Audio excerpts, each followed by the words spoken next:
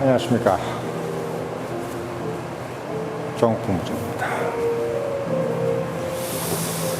지금 시간이 좀 늦었죠? 10시, 지금 9시 45분인데, 비가 오늘 좀 많이 올라오고 있을 것 같아요. 그래서 지금 오늘 뉴스를 해서, 간단하게, 말씀을 좀 드리고, 클로징을 해야 될 것 같습니다. 자, 오늘 어쨌든 비가 좀 와서, 기온이 좀 내려가면 좋은데, 보니까 이제, 이번 비는 보니까, 비가 와도 온도가 안 떨어지더라고요. 그래서 참 에어컨 신세를 좀 져야 되겠죠? 자, 오늘 여러분들께 좀 드리고 싶은 이야기는, 어제 이제 제가 오펜하이머, 말씀을 좀 드렸고, 오늘 제가 이제 드리고 싶은 이야기가, 원자폭탄. 그러니까 오펜하이머 영화를 보다 보니까, 원자폭탄에 대한 설명이 없어요, 별로. 그러니까 사실 어떻게 보면, 크리스토퍼 놀란 감독이, 예전에 인터스텔라라든지, 그리고 이제 테넷, 여기서 이제 똑같이 행동을 하는데, 사전 설명을 잘 안 해주죠. 이렇게, 예를 들면 테넷 같은 경우는, 시간 역전 현상, 이런 것들에 대해서 이제 별로 얘기를 안 하고, 그냥 청중이 다 안다는 개념으로 생각하고, 가정하에서 그냥 진행을 해버립니다. 그리고 인터스텔라도 이제, 약간의 설명이 있긴 한데, 어느 정도 이제 시간여행이라는 개념도 있고, 그리고 또, 우리가 이제 예전에 그 상대성 이론 때문에 우주여행을 하면 이제 안 늙고, 광속으로 움직이는 이제 물체는 이제 시간이 멈춰진다, 이런 것 때문에, 이거 유출할 뿐이지, 실제 거기에 대해서 뭔가 설명해 주진 않아요. 마찬가지로, 오펜하이머 역시 설명을 안 해주더라고요. 원자폭탄을 도대체 어떻게 만들었느냐, 이런 개념인데, 사실 아직도 이제 많은 분들이 원자폭탄이라는 것이 그냥 일반적인 다이나마이트 같은 것이 상당히 크게 이제 응축돼서, 그러니까 폭발물이라고 생각하는 거죠. 폭발물. 우리가 이제 폭발물이라는 것은 보면 이제 TNT라든지 다이나마이트 이런 거 다 마찬가지겠지만, 우리가 폭약이잖아요. 폭약, 니트로글리세린 이런 것들, 옛날 화약. 우리가 이제 거북선에서 빵빵빵 쏘는 화약을 고농축을 시켜가지고 거기에 불을 붙여가지고 터뜨리는 이런 개념으로 이제 생각을 하는 경우가 있고, 또 하나는 제가 늘 말씀을 드리지만 원자폭탄이라는 것이 이제 예를 들면 땅에 곤두박질 쳐가지고 그 힘에 의해서 그 폭발력이 더 증가돼서 결국은 그 파괴력이 너무 커서 구덩이가 이만큼 파지는 이런 어떤 개념으로 이렇게 생각을 한단 말이에요. 그러니까 원래 큰 폭탄이 이제 떨어지면 상당히 큰 구덩이가 이렇게 생기잖아요. 왜냐면 물리적인 힘에 의해서 이런 개념인데, 원자폭탄은 일단 폭발물이 아닙니다. 원자폭탄은 폭발물이 아니에요. TNT라든지 니트로글리세린, 다이나마이트 같은 폭발물이 아니라 우주의 근원의 힘, 그러니까 물리적인 근원의 힘에서 착안을 한 건데, 그 물리적 근원의 힘이 뭐냐면, 아주 작은 물질이든 무슨 물질이든 근원적인 물체가 있잖아요. 예를 들면 우리가 더 이상 쪼갤 수 없는 것을 원자라 그러지? 우리가 왜 원자폭탄이라 그러냐면, 뭐든지 더 이제 쪼갤 수 없는 물질. 그러니까 이제 우리가 우주가 처음 생겼어. 우주가 46년 전에 46억 년 전에 처음 생겼는데, 그 46억 년 전에 생긴 물질들은 그대로 있어야 되는 거야. 변함이 없죠. 철 원자든 우리가 이 몸도 이어령 박사가 얘기했듯이 46억 년 동안 진화해 오면서 계속 전도되어 왔던 지구 우주 공간 속에서, 그리고 지구 안에서의 물질로 만들어진 몸인 거예요. 갑자기 한 데서 없었던 게 태어난 게 아니라, 어떻게 보면 우주 대기에 있는, 우주 공간 안에 있는 물질이, 그러니까 더 이상 쪼개질 수 없는 그 물질이 철이라든지 단백질도 여러 가지로 이제 나눠지겠지. 그래서 우리가 이제 철도 있고 아연이니 이런 것들이 이제 결국 몸이 이게 우리가 이제 있다 그래도 결국 근원으로 들어가면은 인이니 뭐니 이게 아주 근원적인 원소가 있단 말이에요. 그 원소의 단위를 쪼갤 수가 없는 거야. 그건 하나님이 만든 거고 조물주가 만든 거기 때문에.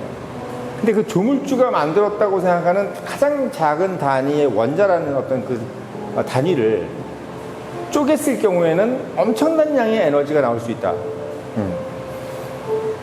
그 질량, 우리가 질량의 단위가 최소의 질량이 원자인데 그 원자를 쪼갰을 경우에는 쪼갤 수는 없어. 보통은 쪼갤 수가 없는 건데 그걸 쪼갠다는 것은 가정하에서는 엄청난 물질적 에너지가 나올 수 있다라고 이제 아인슈타인이 얘기한 거야.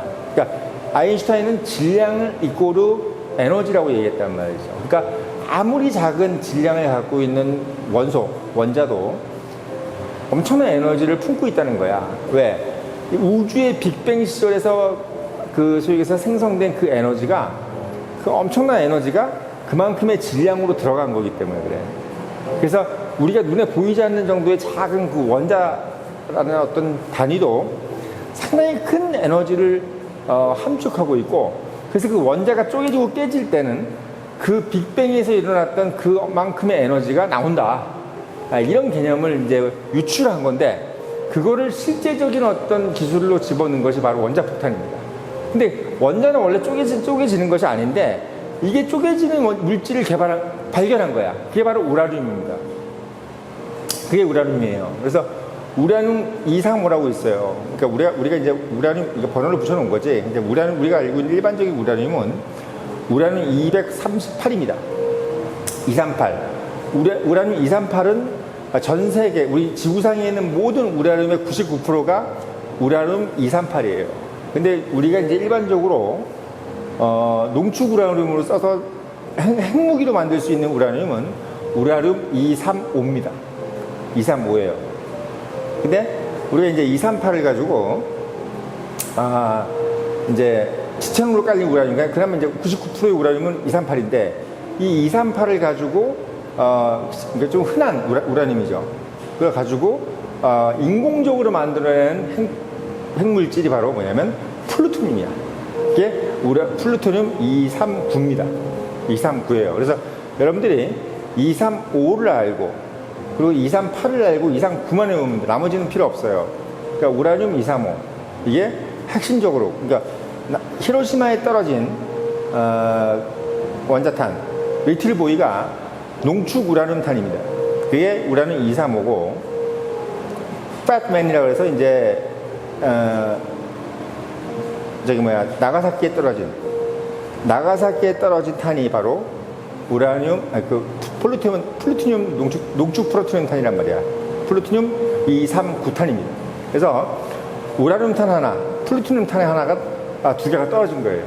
어떻게 보면 잔인한 거죠. 그러니까 만들어 놓은 거를, 그러니까 이론적으로 생각해서 만들어 놓은 거를 실제 인류에게 실험을 한 것이 바로 히로시마와 나가사키에 떨어진 원자탄이에요. 그래서 우리가 원자탄의 개념이라는 것은 뭐냐면 폭발물이 아니라 우주의 근원적인 에너지를 함축한 질량의 최소 단위가 원자인데, 그 원자를 아무도 깰 수가 없어요. 어떤 것도 깰 수가 없는데 우연히 발견해낸 것이 우라늄이야. 독일 과학자가 발견해냈죠. 그러니까 우라늄이라는 것이 원자가 깨질 수 있다는 거야. 왜? 우라늄이라는 그 동위원소가 상당히 불안한 상태를 가지고 있는 광석이라는 말이지. 그걸 발견해낸 거예요. 어쨌든 인간이 하도 막 이것저것 막 뒤지고 하다 보니까 그걸 발견해낸 거야. 처음에는 이게 우라늄이라는 거를 사기 그릇이라든지 도자기 같은 데를 이제 겉에 유약을 발라가지고 반질반질하게 만드는 것을 그걸 쓰려고 이제 했다 그래요. 그러니까 어떻게 보면 빛이 딱 봤을 때 좀 푸르스름하게 보인다든지, 뭐가 좀 반짝반짝하게 보인다든지, 그렇게 이제 하는 것들을 하기 위해서 우라늄이라는 것을 썼고, 나중에 이제 우라늄 238이 아니라 235라는 것을 가지고 이제 농축 우라늄을 통해서 핵무기를 만든다는 것은 나중에 이제 어떻게 보면 그 퀴리 부인이 라듐을 발견하면서부터 알게 된 거예요. 거기서 이제 방사선이 나온다는 것을 보고 있죠. 방사선을 그때만 해도 여기서 방사선이 나오는지 뭔지 몰랐어. 그냥 뭘 바르고 분말 상태로 해서 뭘 바르면 빛을 딱 쬐었을 때 사기 그릇이라든지 그릇이 바짝바짝 하니까 이게 사람들이 봤을 때는 이 우라늄 이것도 괜찮네. 이렇게 해서 우라늄을 썼는데, 그 우라늄을 막 끓여가지고 어떻게 해가지고 이제 퀴리 부인이 거기서 이제 우라늄에서 방사선이 나온다는 것을 라듐이라는 것이 나온다는 것을 발견을 한 겁니다. 그게 바로 이제 어떻게 보면 우라늄의 이제 우라늄 235의 발견 시초입니다. 그래서 우라늄이라는 것은 뭐냐면 이 플루토늄 우라늄 이렇게 생각하시면 돼요. 이 광물의 가장 큰 특징은 뭐냐면 일정 수준 이상의 무게, 그러니까 우리가 보통 한 15kg 정도? 뭐 이런 무게라 그래요. 이 정도의 만약에 무게를 가진 애들끼리 서로 모여 있으면은 자체적으로 연쇄 폭발 작용을 일으켜서 우리가 체인 리액션이라고 하죠. 그러니까 계속적인 체인 리액션, 연쇄 폭발이 일어나는 거예요. 그러니까 사실 우라늄이라든지 이 플루토늄 탄은 원리가 되게 간단해.